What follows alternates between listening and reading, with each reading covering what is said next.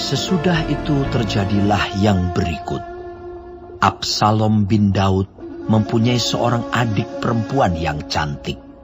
Namanya Tamar. Dan Amnon bin Daud jatuh cinta kepadanya. Hati Amnon sangat tergoda, sehingga ia jatuh sakit karena Tamar, saudaranya itu. Sebab anak perempuan itu masih perawan, dan menurut anggapan Amnon, mustahil untuk melakukan sesuatu terhadap dia. Amnon mempunyai seorang sahabat bernama Yonadab, anak Simea, kakak Daud. Yonadab itu seorang yang sangat cerdik.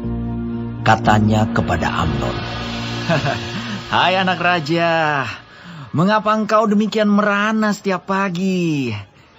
Tidakkah lebih baik engkau memberitahukannya kepadaku?" Kata Amnon kepadanya, "Aku cinta kepada Tamar, adik perempuan Absalom, saudaraku itu." Lalu berkatalah Yonadab kepadanya, "Berbaringlah di tempat tidurmu dan berbuat pura-pura sakit. Apabila ayahmu datang menengok engkau, maka haruslah engkau berkata kepadanya, 'Izinkanlah adikku Tamar datang memberi aku makan.'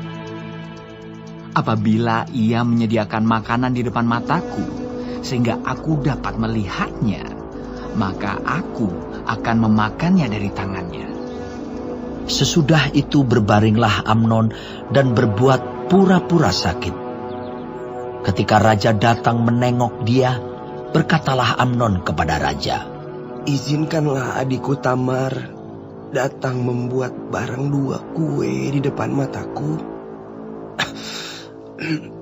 supaya aku memakannya dari tangannya." Lalu Daud menyuruh orang kepada Tamar ke rumahnya dengan pesan, "Pergilah ke rumah Amnon kakakmu, dan sediakanlah makanan baginya."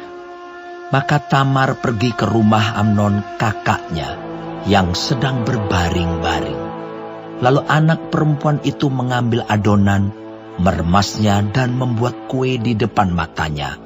Kemudian dibakarnya kue itu. Sesudah itu, gadis itu mengambil kuali dan mengeluarkan isinya di depan Amnon. Tetapi ia tidak mau makan. Berkatalah Amnon, "Suruhlah setiap orang keluar meninggalkan aku." Lalu keluarlah setiap orang meninggalkan dia. Lalu berkatalah Amnon kepada Tamar, "Bawalah makanan itu ke dalam kamar, supaya aku memakannya dari tanganmu." Tamar mengambil kue yang disediakannya itu, lalu membawanya kepada Amnon, kakaknya, ke dalam kamar. Ketika gadis itu menghidangkannya kepadanya, supaya ia makan, dipegangnyalah gadis itu dan berkata kepadanya, "Marilah tidur dengan aku, adikku." Tetapi gadis itu berkata kepadanya, "Tidak, kakakku. Jangan perkosa aku. Sebab orang tidak berlaku seperti itu di Israel. Janganlah berbuat noda seperti itu. Dan aku, kemanakah ku bawa kecemaranku? Dan engkau ini, kau akan dianggap sebagai orang yang bebal di Israel. Oleh sebab itu, bicaralah dengan raja, sebab ia tidak akan menolak memberikan aku kepadamu." Tetapi Amnon tidak mau mendengarkan perkataannya, dan sebab ia lebih kuat daripadanya, diperkosanyalah dia, lalu tidur dengan dia.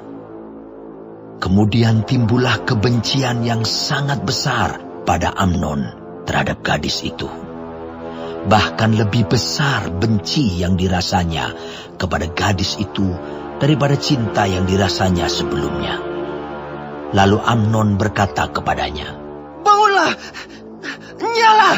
Lalu berkatalah gadis itu kepadanya, "Tidak, kakakku. Sebab menyuruh aku pergi adalah lebih jahat daripada apa yang telah kau lakukan kepadaku tadi." Tetapi Amnon tidak mau mendengarkan dia.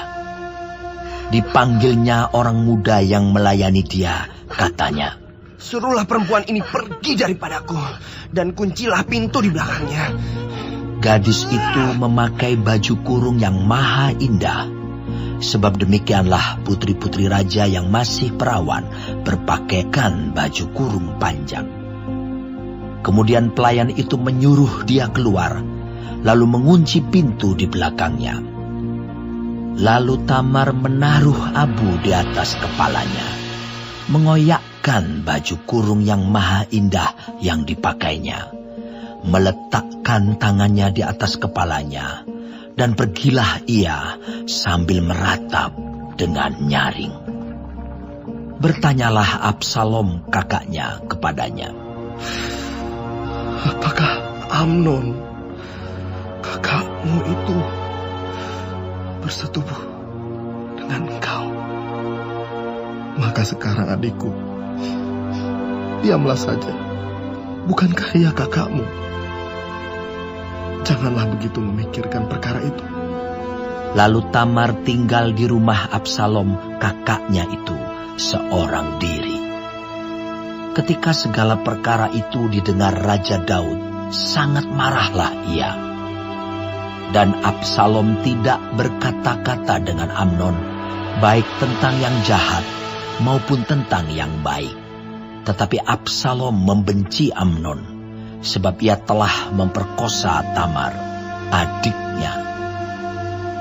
Sesudah lewat 2 tahun, Absalom mengadakan pengguntingan bulu domba di Baal Hazor, yang dekat kota Efraim. Lalu Absalom mengundang semua anak raja. Kemudian Absalom menghadap raja, lalu berkata, "Hambamu ini mengadakan pengguntingan bulu domba. Kiranya raja dan pegawai-pegawainya ikut bersama-sama dengan hambamu ini." Tetapi raja berkata kepada Absalom, "Maaf anakku, jangan kami semua pergi, supaya kami jangan menyusahkan engkau."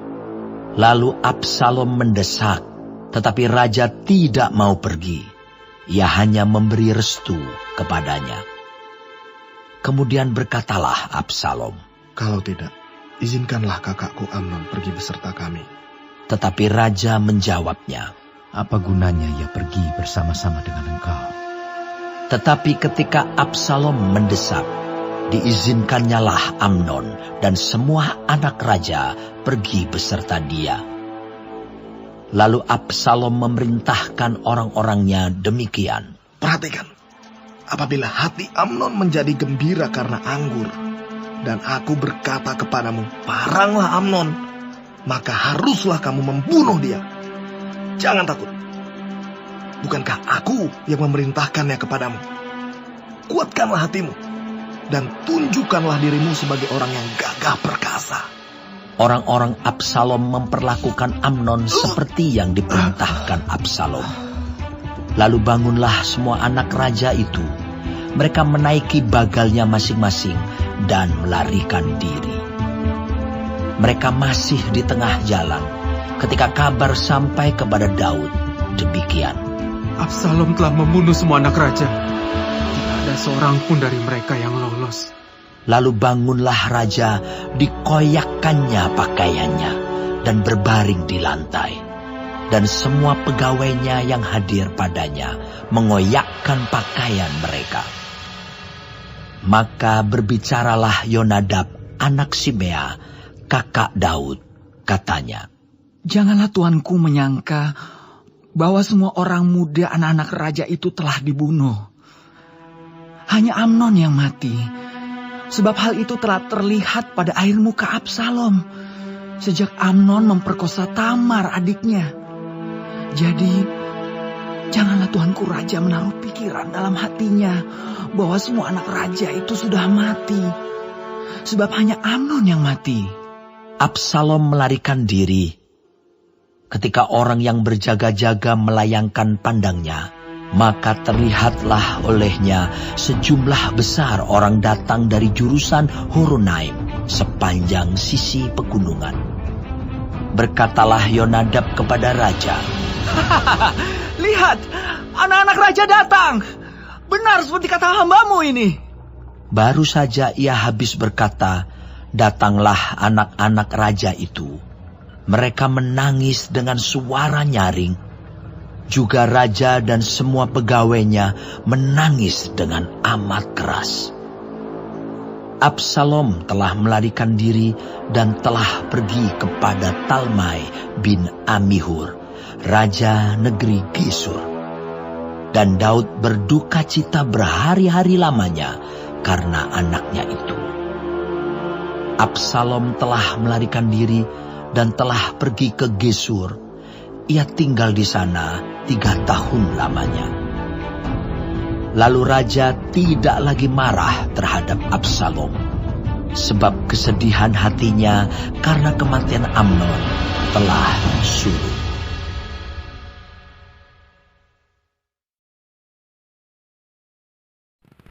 Shalom saudara-saudaraku yang kekasih di dalam Tuhan Yesus. Puji Tuhan kalau kita masih diberi kesempatan hidup sampai hari ini dan dapat mempelajari firman Tuhan dari kitab 2 Samuel pasal 13. Tuhan Yesus memberkati.